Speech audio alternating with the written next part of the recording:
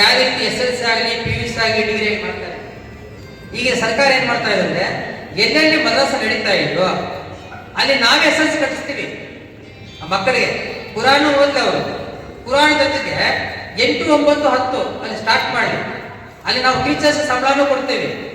ಆಮೇಲೆ ಅಲ್ಲಿ ಏನಾದ್ರು ಜಾಗ ಇಲ್ಲ ಅಂದ್ರೆ ಜಾಗ ಕೊಡಕ್ಕೆ ನಾವು ಅಮೌಂಟ್ ಕೊಡ್ತೇವೆ, ಟೀಚರ್ನು ಕೊಡ್ತೇವೆ, ಎಕ್ಸಾಮ್ ಕೊಡಿಸ್ತೀವಿ, ಬುಕ್ಸ್ ಕೊಡಿಸ್ತೀವಿ, ಕಂಪ್ಯೂಟರ್ ಕೊಡ್ತೇವೆ.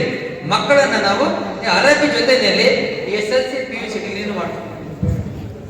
ಅಂತ ಯಾವ್ದಾದ್ರು ಮದ್ರಸಾಗಳಿದ್ರೆ ಆ ಮದ್ರಸಾಗೆ ನಾವು 50 ಲಕ್ಷ ಕೊಡ್ತಾ ಇದ್ವಿ. ಈಗ ಕೋಲಾರಲ್ಲಿ ಒಂದು ಕ್ಯಾನೂರ್ ಅಂತ ಬರ್ತದೆ, ಕೋಲಾರ ತಾಲೂಕು ಕ್ಯಾನೂರ್ ಕೇಳಿದ್ರಲ್ಲ, ಆ ಕ್ಯಾನೂರ್ 50 ಲಕ್ಷ ಕೊಟ್ಟು ಶಾಂಕ್ಷನ್ ಆಗಿದೆ. ಜೂವಳ್ಳಿ ಅಂತ ಬರುತ್ತೆ, ಜೂವಳ್ಳಿ ಮದ್ರಸ, ಅದಕ್ಕೆ 50 ಲಕ್ಷ ಶಾಂಕ್ಷನ್ ಆಗಿದೆ. ಗೊತ್ತಾಯ್ತಲ್ಲ? ಅದೇ ತರ ನಾನು ಇಲ್ಲಿ ಸುಂದರಪಾಳೆ ನೋಡಿದೆ, ನಾನು ಸುಂದರಪಾಳೆ ಹೇಳಿದ್ದೀನಿ ಅವ್ರಿಗೆ ಕೊಡಪ್ಪ ಅಪ್ಲಿಕೇಶನ್ ಮಾಹಿತಿ ತಗೊಂಡಿದ್ದೀನಿ. ಸುಂದರಪಾಳೆಗೂ ನಾವು ಕೊಡ್ತೀವಿ.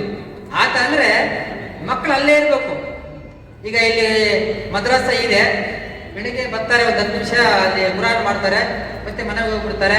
ಅಂಥವ್ರನ್ನ ಕೊಡೋದಿಲ್ಲ. ರೆಸಿಡೆನ್ಷಿಯಲ್ ಇರಬೇಕು, ಮಕ್ಕಳು ಅಲ್ಲೇ ಓದ್ಬೇಕು, ಕುರಾನ್ ಅಭ್ಯಾಸ ಮಾಡ್ತಾ ಇರ್ಬೇಕು.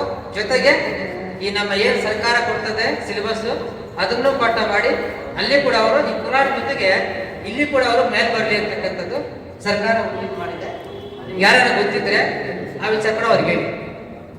ಈ ತರ ನಾವು ಕೊಡ್ತಾ ಇದ್ವಿ. ಮತ್ತು ಓವರ್ಸೀಸ್ ನಲ್ಲಿ ಯಾರಾದ್ರೂ ನಿಮ್ಮ ಮಕ್ಕಳು ಮಾಸ್ಟರ್ ಡಿಗ್ರಿ ಮಾಡ್ತಾ ಇದ್ರೆ, ಎಬೋ ಡಿಗ್ರಿ ಗ್ರಾಜುಯೇಷನ್ ಆದ ತಕ್ಷಣ ಅವರು MA, MSc, MCom, MS, MD ಈ ಕೋರ್ಸ್ ಏನಾದ್ರೂ ಫಾರಿನ್ ನಲ್ಲಿ ಮಾಡ್ತಾ ಇದ್ರೆ ಅವರಿಗೆ ಫ್ರೀ ಆಗಿ 30 ಲಕ್ಷ ಕಲಸ ಕೊಡ್ತೀವಿ. ಎಲ್ಲಾ ಮೈನಾರಿಟಿ ಹೇಳ್ತಾ ಇದ್ವಿ ನಾವು, not only Muslim, not only Christian. ಯಾವುದೇ ಮೈನಾರಿಟಿ ಹುಡುಗ ಫಾರಿನ್ ನಲ್ಲಿ ಓದ್ತಾ ಇದ್ರೆ ಅವನಿಗೆ ನಾವು ವರ್ಷಕ್ಕೆ 15 ಲಕ್ಷಕ್ಕೆ 2 ವರ್ಷಕ್ಕೆ ನಾವು 30 ಲಕ್ಷ ನಾವು ಕೊಡ್ತಾ ಇದ್ದೀವಿ. ಅದು ಕೂಡ ಅವರಿಗೆ ಯಾರು ನಿಮ್ಮಲ್ಲಿ ಓದ್ತಾ ಇರ್ತಾರೆ, ಯಾಕಂದ್ರೆ ಓದ್ತಾ ಇರ್ತಾರೆ ನೀವು ಆ ಮಕ್ಕಳಿಗೆ ಸ್ವಲ್ಪ ಹೇಳಿ, ಈ ತರ ಒಂದು ಅವಕಾಶ ಇದೆ, ಬೆಳೆಸ್ಕೊಳ್ಳಿ. ನಮ್ಮ ಇಲಾಖೆಯಲ್ಲಿ ಯಾವುದೇ ಒಂದು ಬಾಕ್ಸ್ ಕೊಟ್ಟಂಗಿಲ್ಲ, ನೀವು ಎಲ್ಲ ನಾವು ಕೊಡೋದೆ.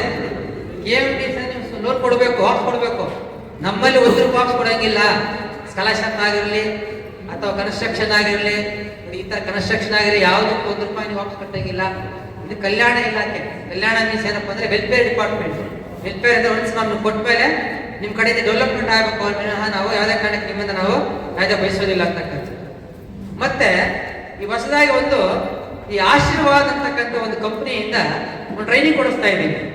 ಟ್ರೈನಿಂಗ್ ಯಾರು 8ನೇ ಕ್ಲಾಸ್ ಫೇಲ್ ಆಗಿರ್ತಕ್ಕಂಥವನು, ಯಾರೋ ಪಂಚರ್ ಆಗ್ತಾ ಇರ್ತಾನೆ, ಅಲ್ಲೆಲ್ಲೋ ಇನ್ನೇನೋ ಕೆಲಸ ಮಾಡ್ತಾ ಇರ್ತಾನೆ, ಫೈಲಾಗಿ ಮನೆಯಾಗಿ ಇರ್ತಾನೆ, ಅವನಿಗೇನು ಕೆಲಸ ಇರಲ್ಲ, ಅದಕ್ಕೆ ಅವರೇ ಹೇಳಿದಾರೆ ಅಂತ ಮಕ್ಕಳನ್ನ ನೀವು ಅಪ್ಲಿಕೇಶನ್ ಹಾಕ್ಸಿ ಅವನ ಕಂಪ್ನಿನೇ ಟ್ರೈನಿಂಗ್ ಕೊಟ್ಟು 40,000 ಸ್ಯಾಲರಿ ಕೊಡ್ತದೆ. ಅದಕ್ಕೆ ಅವ್ರು ಗ್ಯಾರಂಟಿ ಕೊಡ್ತದೆ. ಅದಕ್ಕೋಸ್ಕರಾಗಿ ನಾವು ಅಪ್ಲಿಕೇಶನ್ ಕಾಲ್ ಮಾಡಿದ್ದೀವಿ. ಏನಂದ್ರೆ ಅದಕ್ಕೆ ನೀವು ಕರೆಕ್ಟ್ ಆಗಿ ಡಾಕ್ಯುಮೆಂಟ್ ಕೊಟ್ಟು ಆನ್ಲೈನ್ ಅಪ್ಲಿಕೇಶನ್ ಹಾಕ್ಬಿಟ್ರೆ ಅವ್ರು ನಿಮ್ಗೆ 3 ತಿಂಗಳು ಟ್ರೈನಿಂಗ್ ಕೊಡ್ತಾರೆ. ಆಶೀರ್ವಾದ ಕಂಪ್ನಿಯವರು ಆ ಟ್ರೈನಿಂಗ್ ಕೊಟ್ಟು ನಿಮ್ಗೆ ಎಲ್ಲ ರೆಡಿ ಆದ್ಮೇಲೆ ಅವರೇ ಬೇರೆ ಬೇರೆ ಕಂಪ್ನಿಗಳಿಂದ ನಿಮ್ಗೆ ಏನ್ ಮಾಡ್ತಾರೆ, ಕೆಲಸವನ್ನ ಕೊಡಿಸ್ತಾರೆ. ಆ ಒಂದು ಕಾರ್ಯಕ್ರಮ ಇದೆ. ITI ಡಿಪ್ಲೊಮಾ ಇವರೆಲ್ಲ ಮಾಡಿರ್ತಾರಲ್ಲ, ಅವರು ಕೂಡ ಈ ಸರ್ವಿಸ್ ಮಾಡ್ತಾರಲ್ಲ, ಸರ್ವಿಸ್ ಅದಕ್ಕೆ ಕೂಡ ನಾವು ಸರ್ವಿಸ್ ಕೊಡ್ತಾ ಇದ್ದೀವಿ. ಈ ತರ ಈ ಸಣ್ಣ ಸಣ್ಣ ಉದ್ಯಮಗಳಲ್ಲಿ ಇರ್ತಕ್ಕಂಥವ್ರು ಅವರು ಏನ್ ಡೈಲಿ ಕೆಲಸ ಮಾಡ್ತಾ ಇರ್ತಾರೆ ಅವರು ಕೂಡ ನಾವು ಟ್ರೈನಿಂಗ್ ಕೊಡೋದಕ್ಕೆ ಒಂದು ಕಾರ್ಯಕ್ರಮ ಇಟ್ಕೊಂಡಿದ್ವಿ.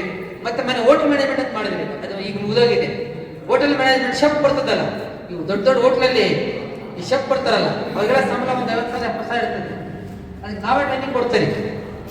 ನಾವೇ ಟ್ರೈನಿಂಗ್ ಕೊಟ್ಟು ಅವ್ರನ್ನ ರೆಡಿ ಮಾಡಿ ಸರ್ಟಿಫಿಕೇಟ್ ಕೊಟ್ರೆ, ಆ ಸರ್ಟಿಫಿಕೇಟ್ ತಗೊಂಡು ಹೋಟ್ಲ ಸೇರ್ಕೊಂಡ್ರೆ ಅವ್ರಿಗೆ ನಾವೇನೇ ಮಾಡ್ತಾರೆ, ಜಾಬ್ ಅನ್ನ ಕೊಡ್ತಾನೆ. ಈ ತರ ಬೇರೆ ಬೇರೆ ಬೇರೆ ಆಗಿರ್ತಕ್ಕಂಥ ಒಂದು ಯೋಜನೆಗಳು ನಮ್ಮ ಇಲಾಖೆಯಲ್ಲಿ ಇದೆ. ಬಟ್ ಯಾರು ಬರ್ತಾರೆ, ನನಗೆ ಈ ತರ ವೇದಿಕೆ ಸಿಕ್ಕಿದ್ರೆ ನಾನು ಎಲ್ಲವೂ ಹೇಳ್ಬೋದು.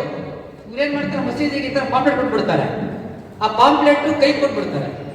ಈ ಅಜರತ್ ಏನ್ ಮಾಡ್ತಾರೆ, ಹೇಳ್ತಾರೆ ಇಂಥ ಒಂದು ಇಲಾಖೆಯಲ್ಲಿ ಇಂಥ ಕೆಲಸ ಇದೆ ಅಂತ. ಯಾರು ನೋಡ್ತಾರೆ, ಕೆಲವರು ನೋಡಲ್ಲ. ಹಾಗಾಗಿ ಅಲ್ಲಿ ಪೂರ್ತಿ ಅಲ್ಲಿಗೆ ನಾವು ತಲುಪ್ತಾ ಇದ್ದೀವಿ. ಅದಕ್ಕೋಸ್ಕರಾಗಿ ಎಲ್ಲರಿಗೆ ನಮಗೆ ಈಗ ಹೊಸದಾಗಿ ನಮ್ಮ ಕೋಲಾರ ಜಿಲ್ಲೆಯಲ್ಲಿ ಹೊಸದಾಗಿ 4 ಶಾಲೆ ಪ್ರಾರಂಭ ಮಾಡಿದ್ದೀವಿ. LKG ಇಂದ ಹಿಡಿದು ಅಪ್ ಟು PUC ವರೆಗೂ. ಯಾವುದೇ ಕಾರಣಕ್ಕೆ ನೀವು ₹1 ಫೀಸ್ ಕಟ್ಟಂಗಿಲ್ಲ. ಡಬ್ಬ 2 ಯೂನಿಫಾರ್ಮ್, 2 ಸೆಟ್ ಶೂ ಎಲ್ಲವೂ ನಾವೇ ಕೊಟ್ಟು ಅವ್ರು ಓದಿಸ್ತಕ್ಕಂಥ ಕಾರ್ಯಕ್ರಮ ಮಾಡ್ತಾ ಇದ್ದೀವಿ. ನೆಕ್ಸ್ಟ್ ಮುಂದಿನ ವರ್ಷ ಈ KJP ಒಂದು ಲೇಡೀಸ್ ಒಂದು ಕಾಲೇಜ್ ಆಗುತ್ತೆ. ಕಾಲೇಜ್ ಕೂಡ ಶಾಂಕ್ಷನ್ ಆಗ್ತಾ ಇದೆ. ಆಯ್ತಲ್ಲ? ಹಾಗೆ ಕಾಲೇಜ್ ಆಗ್ತಾ ಇದೆ, MDRS ಇದೆ, APS ಸೆಂಟ್ರಲ್ ಸಿಲೆಬಸ್ ಇದೆ, ಎಲ್ಲ ಫ್ರೀ ಇದೆ. ಬಟ್ ಮಕ್ಕಳು ಬರ್ತಾ ಇಲ್ಲ. ದಯಮಾಡಿ ನೀವು ನಿಮ್ಮ ಮಕ್ಕಳನ್ನ ನಮ್ಮ ಅಕ್ಷಕಲೆಲ್ಲ ಬೆಳೆಸಿದ್ರೆ ಅದು ಬೆಳೀತದೆ, ನಿಮ್ಮ ಮಕ್ಕಳಿಗೆ ವಿದ್ಯಾಭ್ಯಾಸ ಆಗ್ತದೆ. ಅಂದ್ರೆ ಫ್ರೀ. ಒಂದು ಪೆನ್ ತಗೊಳಂಗಿಲ್ಲ, ನೀವು ಒಂದು ಪೇಪರ್ ತಗೊಳಂಗಿಲ್ಲ. ಎಕ್ಸಾಮ್ ಪೇಪರ್ ಕೊಡಿಸ್ತಿರಲ್ಲ, ಪೇಪರ್ ಅದಕ್ಕೂ ನಾವು ಕೊಡ್ತೇವೆ.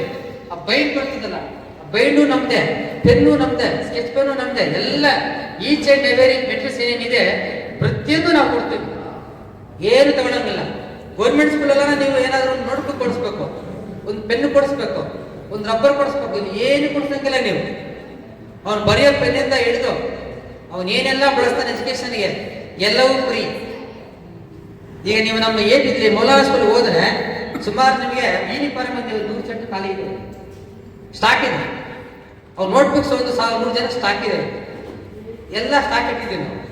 ಅವತ್ತು ಅದಕ್ಕೋಸ್ಕರ ಯಾಕೆ ಇಲಾಖೆ ಕೊಟ್ಟಿದ್ದೆ, ನೀವು ಬೆಳೆಸ್ಕೊಂತ ಇಲ್ಲ. ನೀವು ಬೆಳೆಸ್ಬೇಕು. ನೀವು ನಮ್ಮ ಮಕ್ಕಳು ಸೇರಿಸಿದಾಗ ನೀವು ಅಥಾರಿಟಿ ಬರ್ತದೆ ಕೇಳೋದಕ್ಕೆ, ಯಾಕೆ ನನ್ನ ಮಕ್ಕಳು ಸರಿಯಾಗಿ ಓದಿಸ್ತಾ ಇಲ್ಲ, ಯಾಕೆ ನೀವು ಸರಿಯಾಗಿ ಇದು ಮಾಡ್ತಾ ಇಲ್ಲ, ನೀವು ನಾವು ಕೇಳ್ಬೋದು. ಈಗ ನಮ್ಮ ಸಾಹೇಬ್ರು ಕುಲುಮೆ ಸಾಹೇಬ್ರು, ಸರ್ ಇಲ್ಲಿ ಟಾಯ್ಲೆಟ್ ಇಲ್ಲ, ಇದೇ ಒಂದು ಮೀಟಿಂಗ್ ಅಲ್ಲಿ ಟಾಯ್ಲೆಟ್ ಕೊಡಿಸಿ ನಾನು 300 ಜನ ಮಾಡ್ತೇನೆ ಅಂತ ಹೇಳಿದ್ರೆ ಈಗ ಮೋಲ್ಡ್ ಆಗಿದೆ. ನಾನು ಹೋದ್ ಸಾರಿ ಬಂದಿದ್ದೆ ಈಗ, ಯಾಕಂದ್ರೆ ಹೋದ್ ಸಾರಿಗೆ ಪಾಯಿಂಟ್ ಆಗಿರ್ಲಿಲ್ಲ, ಹೌದಾ? ಈಗ ನಾವು ಮೋಲ್ಡ್ ಮಾಡಿದ್ದೀವಿ. ಇನ್ನೊಂದು ಮೀಟಿಂಗ್ ಮಾಡಿಸಿದ್ರೆ ರನ್ನಿಂಗ್ ಆಗುತ್ತೆ. ಇದೆಲ್ಲ ಒಂದು ತಿಂಗಳಲ್ಲಿ ಅದು ಕ್ಲಿಯರ್ ಮಾಡಿ.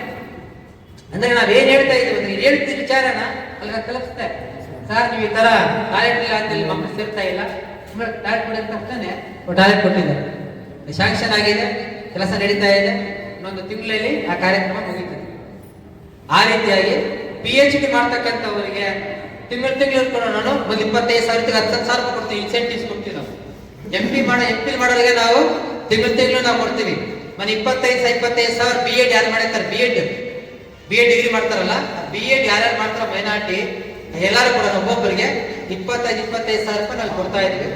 ಮನೆ ನಾನು ಒಂದು 10 ಜನಕ್ಕೆ ಲಾಭಕ್ಕೆ ಹಾಕಿದ್ವಿ, ಇವತ್ತು ನಾನು 15 ಜನ ಕಳಿಸ್ತಾ ಇದ್ವಿ. ಈ ರೀತಿಯಾಗಿ ಅವ್ರು ಏನ್ ಕೋರ್ಸ್ ಮಾಡ್ತಾರೋ ಆ ಕೋರ್ಸ್ ಅನುಗುಣವಾಗಿ ನಾವು ಸ್ಕಾಲರ್ಶಿಪ್ ಅನ್ನ ಕೊಡ್ತೀವಿ. ಅವ್ರು ಬೇರೆ ಕೋರ್ಸ್ ಸೇರಿದಾಗ ಅವ್ರೇನ್ ಗೌರ್ಮೆಂಟ್ ಫೀಸ್ ಕೊಟ್ಟಿರ್ತಾರೋ ಆ ಫೀಸ್ ಅನ್ನು ನಾವು ರಿಯಂಬರ್ಸ್ಮೆಂಟ್ ಮಾಡ್ತೀವಿ, ನಾವು ಕೊಡ್ತೀವಿ. ಅದೇ ರೀತಿಯಾಗಿ ಈಗ ಇದರಲ್ಲಿ ಯಾವ್ದ್ರಲ್ಲಿ ಈ CET ಎಕ್ಸಾಮ್ ತಗೊಂಡಿರ್ತಾನಲ್ಲ ಅವನು ಇಂಜಿನಿಯರು ಮತ್ತು ಡಾಕ್ಟ್ರು. ಇಂಜಿನಿಯರ್ ಆಗ್ಬೇಕಾದ್ರೆ ಏನ್ ನೀವು ಗೌರ್ಮೆಂಟ್ ಫೀಸ್ ಕೊಡ್ತಿರೋ ನಾವೇ ಗೌರ್ಮೆಂಟ್ ಫೀಸ್ ಕೊಡ್ತಾರೆ. ಜಸ್ಟ್ ಅಡ್ಮಿಷನ್ ಆಗ್ಬೇಕಷ್ಟೇ. ನಿಮ್ಮ ಮಕ್ಕಳು ನೀವು ಫೀಸ್ ಕಟ್ಟಂಗಿಲ್ಲ. KEಗೆ ಗೌರ್ಮೆಂಟ್ ಫೀಸ್ ಕಡುತ್ತೆ, ನಮ್ಮ ಕಡೆಯಿಂದ ಫೀಸ್ ಕಟ್ತೀವಿ ಮಗುಗೆ. ನಿಮ್ಮ ಮಗುನ ಅಡ್ಮಿಷನ್ ಮಾಡಿಸ್ಬೇಕಷ್ಟೇ ನೀವು.